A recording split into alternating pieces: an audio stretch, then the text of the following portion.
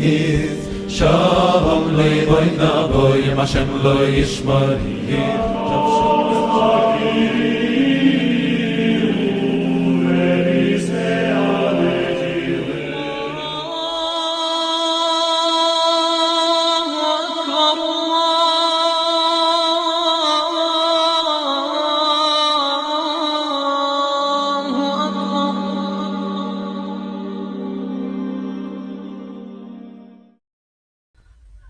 Assalamu alaikum. Dans l'épisode précédent, nous avons parlé du lieu où vivait Qidar et du prophète élu qui exhorterait les idolâtres au monothéisme. Le prophète dont le message sera pour toutes les nations qui complétera la charia. Nous avons parlé en détail de cette merveilleuse prophétie qui a été mentionnée dans la Torah. D'ailleurs, le lien de l'épisode précédent est dans la description de la vidéo.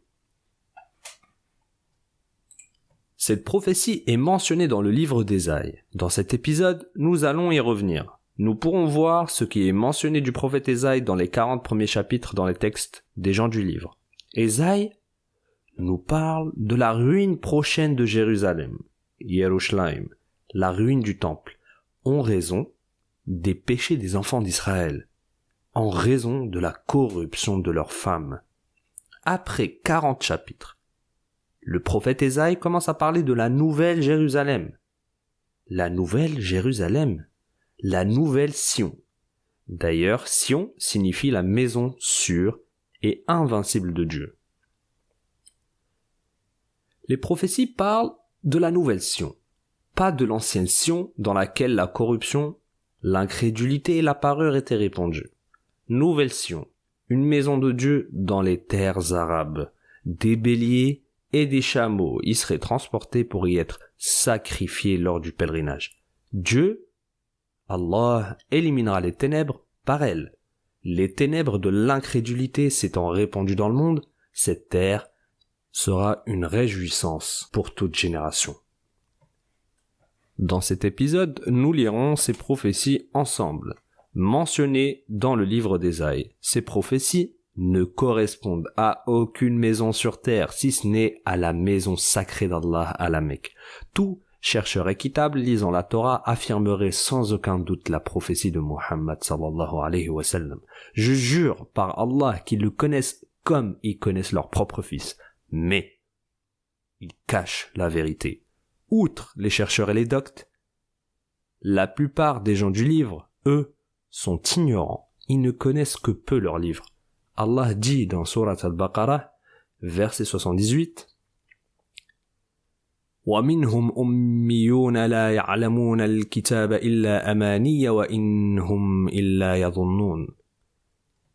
Et il y a parmi eux des illettrés qui ne savent rien du livre, hormis des prétentions, et ils ne font que des conjonctures. Des siècles après la mort du prophète Ésaïe, Jésus alayhi salam fut envoyé. Les gens pensaient qu'il était celui qui avait été annoncé. Ils pensaient qu'il construirait la nouvelle Sion, la nouvelle maison de Dieu. Mais ils furent surpris par la prophétie de Jésus, celle de la ruine du temple, la dernière ruine du temple. Aucune pierre sur une autre ne resterait à Jérusalem. Alors, où est la nouvelle Sion annoncée par le prophète Ésaïe? Où est la maison de Dieu à laquelle béliers et moutons arabes seraient transportés? Celle par laquelle Dieu éliminera l'incrédulité. Pourtant, Jésus nous annonce que le temple des Juifs serait ruiné. Et en effet, subhanallah, quelques années après que Jésus fut élevé à Dieu, le temple fut ruiné. Jérusalem a été ruinée et aucune pierre sur une autre ne restait. Non seulement cela, mais les Juifs n'ont pas trouvé la place du temple jusqu'à aujourd'hui, jusqu'à maintenant. Ils ne connaissent pas l'emplacement du temple d'origine. Il a été nivelé. À travers la destruction du temple réside une preuve. Une preuve et signifie aussi l'abrogation de la loi des enfants d'Israël, de l'abrogation du message. Si ce temple, symbole du culte et le symbole de l'autorité religieuse israélite, a disparu, c'est la preuve donc que la loi juive aussi a été abrogée. La preuve que le message, la révélation, le jugement et la prophétie seraient transférés à une autre nation qui produirait les fruits de la loi divine que les Juifs ont négligés. Une nation qui suit les commandements de Dieu. Ainsi, Jésus alayhi salam n'était pas le prophète concerné, et comme nous l'avons dit, et bien sûr, je ne vous parle même pas de l'étonnement et de la confusion qui a touché les gens du livre après l'élévation de Jésus, parce que Jésus n'a rien fait de ce que les prophètes de l'Ancien Testament avaient prédit, comme le retour de la gloire du temple et l'émergence de la nouvelle Sion. Mais il a seulement prédit la ruine du temple existant. Cette confusion a conduit les gens du livre à dire que le temple prédit était un temple céleste. Temple céleste. C'est plus un temple terrestre. Si vous demandez à un juif ou à un chrétien, toutes les prophéties sur Sion ne sont-elles pas terrestres dans l'Ancien Testament ? Alors soudainement, Jérusalem est devenue céleste et non plus terrestre. Lisons ensemble. Apocalypse 21.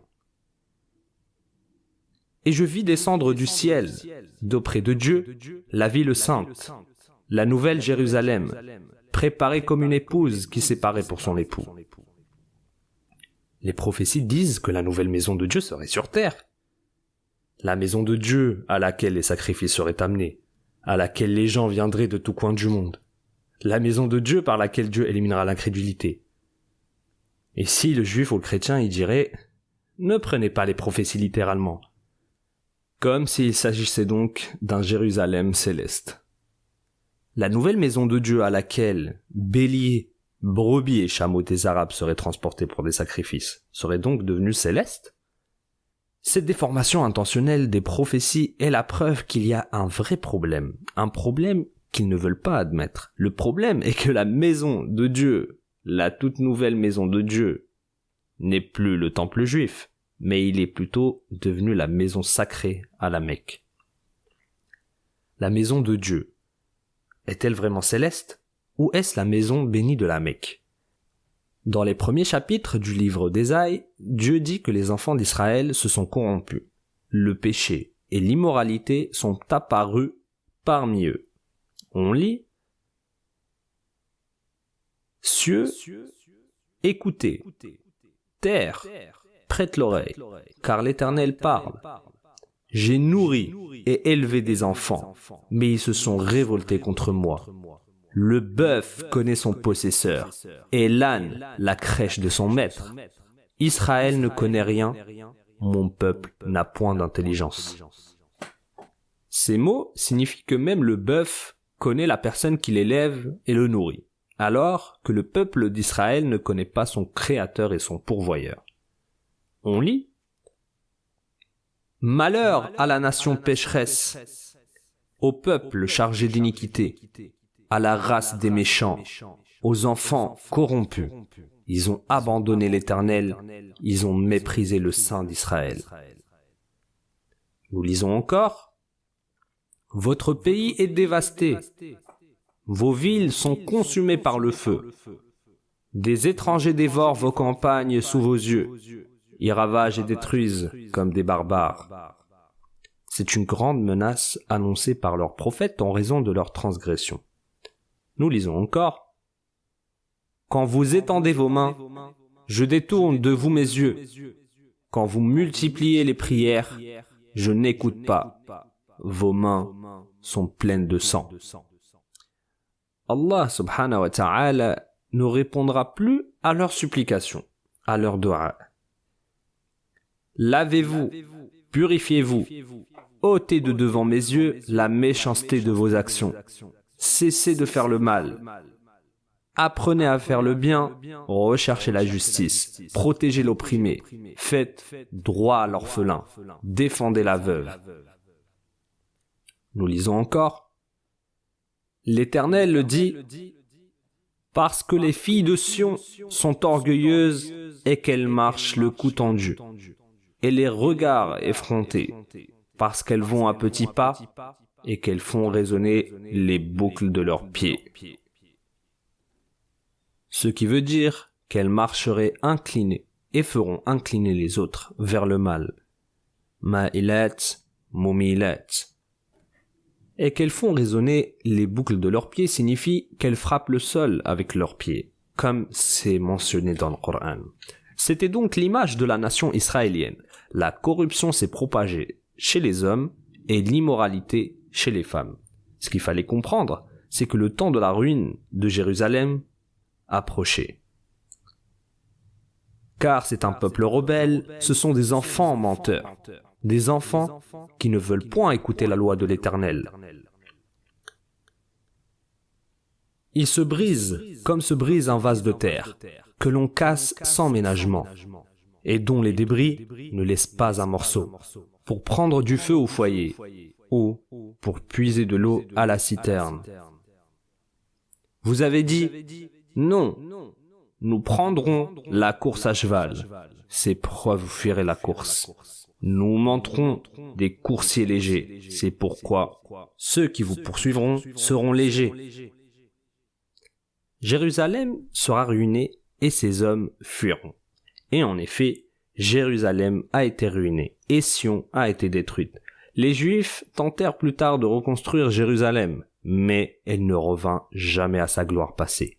Quand Jésus alayhi salam fut envoyé par Dieu, les gens pensaient que la gloire de Jérusalem reviendrait par lui, que la gloire du temple juif reviendrait. Mais, comme nous l'avions dit, ils furent surpris de constater que ce ne fut pas le cas. Il prédit plutôt le contraire, la ruine de Jérusalem et du temple. Nous lisons dans Marc. Lorsque Jésus sortit du temple, un de ses disciples lui dit, « Maître, regarde quelle pierre et quelle construction. » Jésus lui répondit, « Vois-tu ces grandes constructions? Il ne restera pas pierre sur pierre qui ne soit renversée. » Il ne restera pas pierre sur pierre qui ne soit renversée. En effet, quelques années après que Jésus alayhi salam fut élevé auprès de Dieu, le temple fut ruiné. Jérusalem a été détruite. Et, pour donner la date exacte, cette ruine s'est produite en l'an 70 du calendrier romain.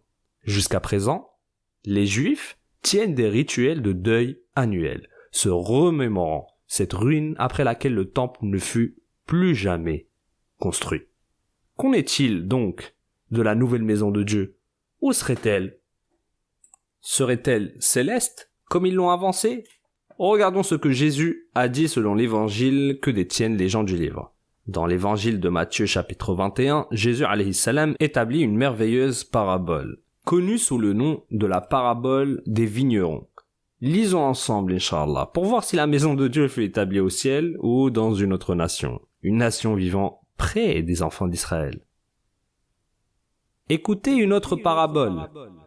Il y avait un homme, maître de maison, qui planta une vigne. Il l'entoura d'une haie. Il creusa un pressoir et bâtit une tour. Puis, il la ferma à des vignerons et quitta le pays. Jésus alayhi salam établit une parabole pour Dieu, subhanahu wa ta'ala. Dieu le Très-Haut donc donna aux enfants d'Israël une terre, leur subsistance, et la prophétie afin qu'ils travaillent la terre et qu'ils obéissent aux ordres d'Allah. Mais, que s'est-il passé? Lorsque le temps de la récolte fut arrivé, il envoya ses serviteurs vers les vignerons pour recevoir le produit de sa vigne. Les vignerons, s'étant saisis de ses serviteurs, bâtirent l'un, tuèrent l'autre et lapidèrent le troisième. Les enfants d'Israël se sont entretués et ont répandu la corruption sur la terre. Ils ont aussi tué ses prophètes.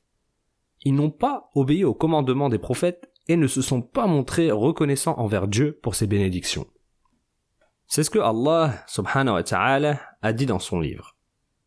Quoique ainsi engagés, voilà que vous vous entretuez, que vous expulsez de leur maison une partie d'entre vous contre qui vous prêtez main forte par péché et agression. Alors, quel est le châtiment que les enfants d'Israël méritent pour avoir provoqué la corruption sur la terre et s'être montrés ingrats envers Allah pour ses bénédictions? Continuons la parabole dans l'évangile de Matthieu pour trouver la réponse, parce que Jésus leur répond. Maintenant, lorsque le maître de la vigne viendra, que fera-t-il à ces vignerons? Donc, ces vignerons qui ont causé la corruption. Les prêtres juifs étaient assis en train d'écouter ces paroles. Comprenant ce que cette parabole impliquait, ils ont répondu que le propriétaire de la vigne transmettrait sa délégation à d'autres. Jésus confirma leurs paroles et leur dit: la pierre qu'ont rejetée ceux qui bâtissaient est devenue la principale de l'angle. C'est difficile à comprendre. Mais qu'est-ce que ça signifie? Qu'est-ce que ça signifie? Cette pierre que les bâtisseurs ont rejetée, qui sera là où la vigne a été transférée. La nation à laquelle le jugement, la charia, la prophétie et la terre ont été transférés.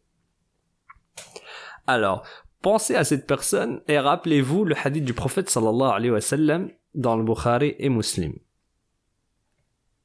Mon exemple est celui des prophètes avant moi et comme celui d'un homme qui a construit une maison, qu'il a parfaitement construit et embelli l'espace d'une brique dans un coin. Donc, sauf l'espace d'une brique dans un coin. N'oubliez pas la parole de Jésus alayhi salam. La pierre qu'ont rejeté ceux qui bâtissaient est devenue la principale de l'angle. On poursuit le hadith. Alors les gens visitaient la maison, s'étonnaient de sa beauté et disaient: pourquoi n'as-tu pas posé cette brique? Je suis cette brique. Donc, je suis la pierre angulaire. Je suis cette brique et je suis le dernier des prophètes. Jésus alayhi salam dit: la pierre qu'ont rejeté ceux qui bâtissaient est devenue la principale de l'angle. Le prophète Mohammed sallallahu alayhi wa sallam dit: sauf pour un endroit d'une brique dans un coin. Pour conclure, je suis cette brique. Si nous prêtons attention au début de la parole de Jésus, Jésus dit: n'avez-vous jamais lu dans les Écritures? Concentrons-nous sur cette phrase. Jésus leur dit: n'avez-vous jamais lu dans les Écritures? La pierre qu'ont rejetée ceux qui bâtissaient est devenue la principale de l'angle. Cette phrase, c'est très important parce que cette phrase « n'avez-vous jamais lu dans les Écritures » signifie que cette prophétie se trouve déjà dans leur livre. En effet, cette prophétie se trouve jusqu'à présent dans leur livre, dans le livre de Daniel et dans les psaumes. Une prophétie parle d'un prophète qui viendrait, par qui Allah répandrait le monothéisme et éliminerait l'incrédulité. Un prophète qui lutterait pour l'amour d'Allah. Cette prophétie ne correspond qu'au prophète Mohammed sallallahu alayhi wa sallam. Nous en discuterons en détail dans un autre épisode. Pour le moment, la prophétie du prophète Daniel ainsi que Jésus alayhi salam leur rappelle cette prophétie. Maintenant, une question peut se poser. Pourquoi Jésus lui-même n'est-il pas le prophète de cette prophétie? Parce que Jésus est issu des enfants d'Israël, de la tribu de Juda, alors que la prophétie parle du transfert de la vigne à une autre nation. Jésus alayhi salam n'est pas d'une autre nation. Et il dit: je n'ai été envoyé qu'aux brebis perdues de la maison d'Israël. Aussi, dans cette prophétie, Jésus alayhi salam parle d'une autre personne. Jésus dit: n'avez-vous jamais lu dans les Écritures, la pierre qu'ont rejetée ceux qui bâtissaient est devenue la principale de l'angle. C'est du Seigneur que cela est venu. Et c'est un prodige à nos yeux. Prêtons attention à cette phrase. Et c'est un prodige à nos yeux. Cela sous-entendait aux yeux des enfants d'Israël. Et aussi, donc, aux yeux de Jésus alayhi salam. Jésus n'est pas le prophète concerné par cette prophétie, sinon il aurait dit un prodige à vos yeux. Mais il a mentionné c'est un prodige à nos yeux.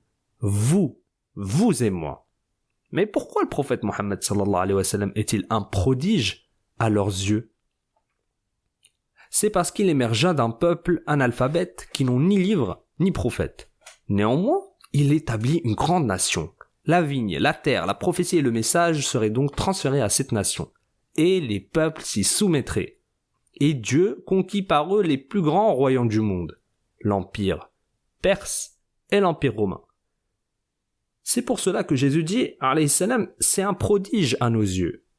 Jésus poursuit en disant: C'est pourquoi je vous le dis, le royaume de Dieu vous sera enlevé et sera donné à une autre nation qui en rendra les fruits. Celui qui tombera sur cette pierre s'y brisera, et celui sur qui elle tombera sera écrasé. Donc, la pierre qu'ont rejetée ceux qui bâtissaient est devenue la principale de l'angle. C'est du Seigneur que cela est venu, et c'est un prodige à nos yeux. C'est pourquoi je vous le dis. Concentrons-nous sur cette phrase. Le royaume de Dieu vous sera enlevé et sera donné à une nation qui en rendra les fruits. Donc, le royaume de Dieu serait transféré à une autre nation. La prophétie et le message leur sera transféré. Cette nation produirait les fruits de la charia qui ont été corrompus par les enfants d'Israël. C'est pourquoi je vous le dis, le royaume de Dieu vous sera enlevé et sera donné à une nation qui en rendra les fruits. Celui qui tombera sur cette pierre s'y brisera, et celui sur qui elle tombera sera écrasé. Celui qui tombera sur cette pierre, c'est-à-dire quiconque combat le prochain prophète, périra. Et quiconque ce prophète combat, le prophète l'écrasera.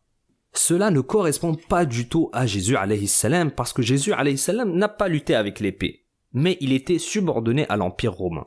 Alors quand les Juifs lui demandèrent « Est-il permis de payer l'impôt à César ?» il leur dit « Rendez donc à César ce qui est à César et à Dieu ce qui est à Dieu. » Donc, cette prophétie ne concerne pas Jésus alayhi salam, mais il s'agit plutôt d'un prophète issu d'une autre nation.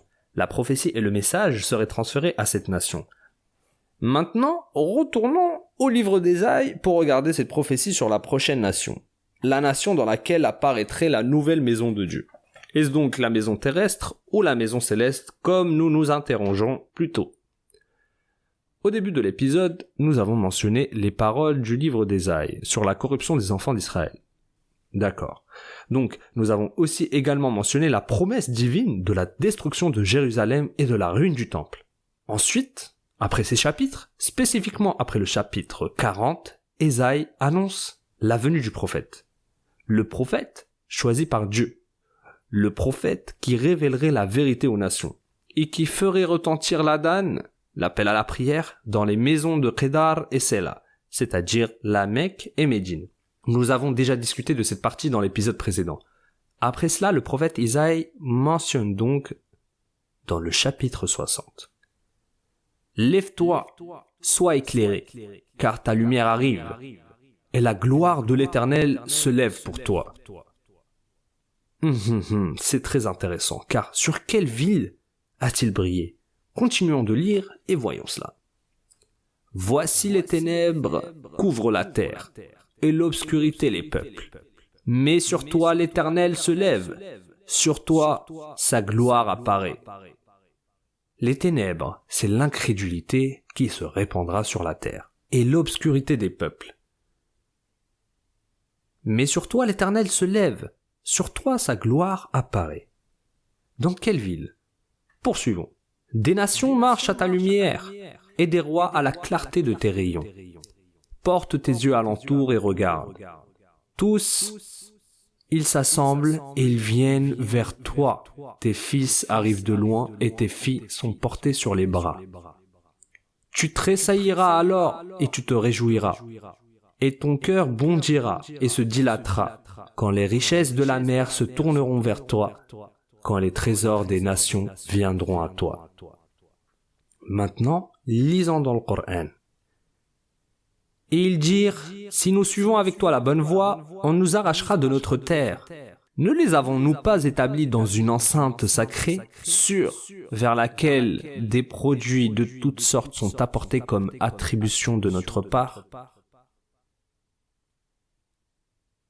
Tu seras couverte d'une foule de chameaux, des dromadaires de Madian et d'Epha. Ils viendront tous de Séba. Ils porteront de l'or et de l'encens et publieront les louanges de l'Éternel. Ce qui veut dire que cette ville contient beaucoup de chameaux. Des dromadaires de Madian et d'Epha y viendront tous de Séba. Séba, Saba, correspond au Yémen actuel. Ils porteront de l'or et de l'encens et publieront les louanges de l'Éternel. Ces caractéristiques correspondent-elles à une maison terrestre ou à une maison céleste? Continuons. Les troupeaux de Kédar se réuniront tous chez toi. Les béliers de Nébaïot seront à ton service. Ils monteront sur mon autel et me seront agréables. Et je glorifierai la maison de ma gloire. La maison de ma gloire, où viendront le troupeau de Kédar et les béliers de Nébaïot. Ce merveilleux paragraphe ne peut correspondre à aucune maison sur terre, sauf la maison sacrée à la Mecque. Les troupeaux de Kédar se réuniront tous chez toi. Nous avons déjà parlé des maisons de Kédar, fils d'Ismaïl, dans l'épisode précédent ayant grandi à la Mecque. Kédar, le grand-père de Adnan, et Adnan, le grand-père du prophète sallallahu alayhi wa sallam. Les fils de Kédar sont restés à Mecque. Ainsi, les descendants de Kédar sont les gens de Quraysh. Les moutons de Kédar, donc les moutons de la Mecque, ont-ils été abattus dans une maison autre que la maison sacrée? Les sacrifices de Kédar n'ont été offerts ni sur l'autel de l'église, ni sur l'autel de Jérusalem, l'autel du temple juif, tout au long de l'histoire des Arabes. Donc les moutons de Kédar ont été rassemblés seulement à la maison sacrée à la Mecque. Les béliers de Nébaïot ont été transportés uniquement à la maison sacrée à la Mecque. Nébaïot est le fils aîné d'Ismaïl alayhi salam. Donc, cette prophétie concerne la maison de Dieu dans les pays arabes. La maison sacrée de Dieu à la Mecque. Les troupeaux de Kédar se réuniront tous chez toi. Les béliers de Nébaïot seront à ton service. Ils monteront sur mon autel et me seront agréables. Et je glorifierai la maison de ma gloire. Je glorifierai la maison de ma gloire. Parure et habillage de la maison sacrée. Qui sont ceux-là qui volent comme des nuées, comme des colombes vers leur colombier? Ces textes, subhanallah, sont incroyablement forts.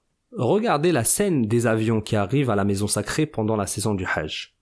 Qui sont ceux-là qui volent comme des nuées, comme des colombes vers leur colombier? Car les îles espèrent en moi, et les navires de Tarsis sont en tête pour ramener de loin tes enfants. Donc, ils viennent de par le monde à la maison sacrée. Alors que le Coran dit « Et fais aux gens une annonce pour le Hajj. Ils viendront vers toi à pied et aussi sur toute monture, venant de tout chemin éloigné. Car les îles espèrent en moi et les navires de Tarsis sont en tête pour ramener de loin tes enfants avec leur argent et leur or, à cause du nom de l'Éternel ton Dieu, du Saint d'Israël qui te glorifie. » Cela correspond-il à un autre endroit où les gens se rendent? Les sacrifices arabes sont-ils transportés ailleurs que dans la maison sacrée de la Mecque? Les fils de l'étranger rebâtiront tes murs, et leurs rois seront tes serviteurs, car je t'ai frappé dans ma colère, mais dans ma miséricorde, j'ai pitié de toi. Tout au long de l'histoire, de nombreux peuples ont participé à la construction des murs de la maison sacrée, et leurs rois seront tes serviteurs. Les rois sont les serviteurs de la maison sacrée. Le roi est même honoré par l'appellation le serviteur des deux nobles sanctuaires. Khadimul Haramain. C'est d'ailleurs un titre que les rois d'Arabie Saoudite utilisent. Cette description ne correspond à aucun endroit sur terre aujourd'hui sauf la maison sacrée. Et leurs rois seront tes serviteurs, car je t'ai frappé dans ma colère, mais dans ma miséricorde, j'ai pitié de toi. Méditons sur la maison sacrée de Dieu.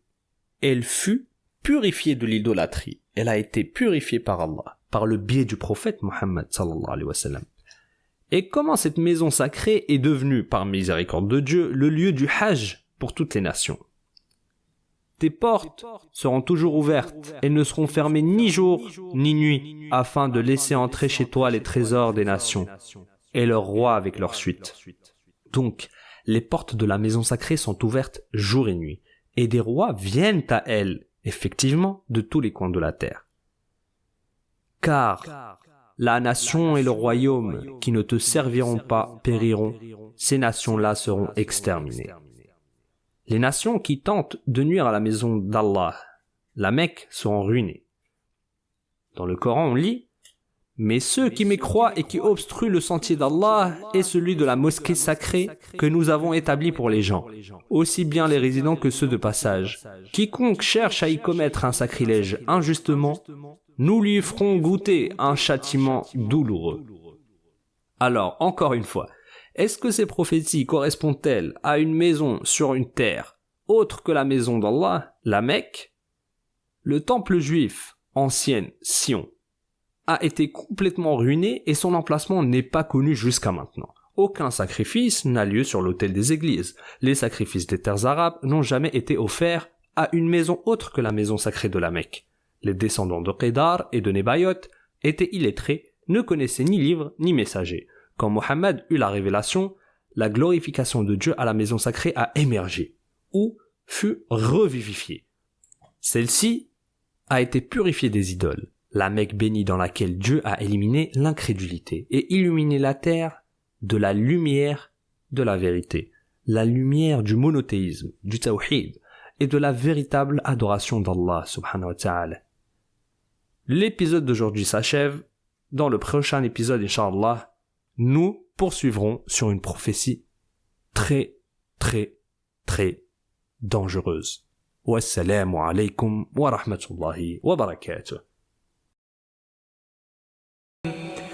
الذين آتيناهم الكتاب يعرفونه كما يعرفون أبناءهم وإن فريقا منهم ليكتمون الحق وهم يعلمون الحق من ربك فلا تكونن من الممترين